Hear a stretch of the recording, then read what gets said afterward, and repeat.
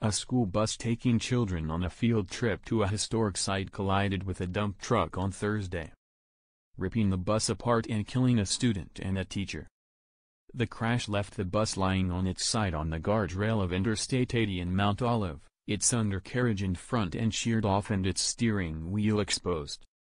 Some of the victims crawled out of the emergency exit in the back and an escape hatch on the roof. More than 40 people were taken to hospitals. Fifth-grade student Theo Antsevsky, who was sitting in the fourth row of the bus and was treated at a hospital for cuts and scrapes, said he heard a scraping sound and the bus toppled over. A lot of people were screaming and hanging from their seatbelts, he said. Gov. Phil Murphy said one adult and one student were killed. Their names had not been released. Murphy said the truck driver was hospitalized, but officials didn't reveal his condition. The front end of the red dump truck was mangled in the wreck, which took place about 50 miles, 80 kilometers, west of New York. The truck was registered to Mendez Trucking, of Belleville, and had "In God We Trust" emblazoned on the back of it. The bus had entered westbound Interstate 80 from southbound U.S. Highway 206, police said. Police didn't release details of how the crash happened. But the trucking company had a string of crashes in recent years and a higher-than-average rate of violations that sidelined its vehicles, according to federal safety data. There were 45 people, including 38 students, on the bus.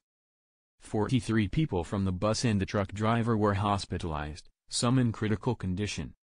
The bus was owned by the school district and had seatbelts, according to Paramus Schools Superintendent Michelle Robinson. There is no federal requirement for seatbelts on full-sized school buses, but 6 states including New Jersey required them. The bus was one of 3 taking students from East Brook Middle School to Waterloo Village, a historic site depicting a Lenape Indian community and once thriving port about 5 miles, 8 kilometers, from the crash scene. The other buses made it to the site but returned to the school about 50 miles, 80 kilometers, away. Some of the children were inside the bus and some were outside when first responders arrived, said Jeff Paul, director of the Morris County Office of Emergency Management. We had patients laying all over the median and on the interstate, Paul said. There were all kinds of injuries, every injury type you could expect in a crash of this magnitude. Toy Wynn, a nurse from Paramus, said she rushed to the school, where her son was taking a test after hearing the news. My heart just dropped. You hear the name of the school, she said before trailing off. Robinson said the district was canceling school trips for the rest of the year. Mendez Trucking has about 40 drivers and trucks, according to the Federal Motor Carrier Safety Administration. Its trucks had been in 7 crashes, none fatal, during the last 2 years before Thursday's crash, the FMCSA says. Messages left with the company weren't returned.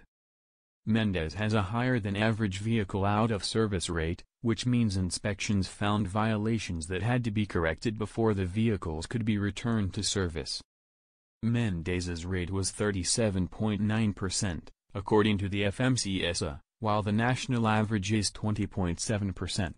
A Mendez-owned dump truck driven by a driver police say had a suspended license struck and killed a French fashion stylist in New York in January 2011. According to court records. According to the National Highway Traffic Safety Administration, 118 people on school buses were killed in crashes from 2007 to 2016, the last year for which data is available. Of those killed, 68 were passengers, including 58 school-age children, and 50 were drivers. School bus crashes killed 902 people in other vehicles over that span.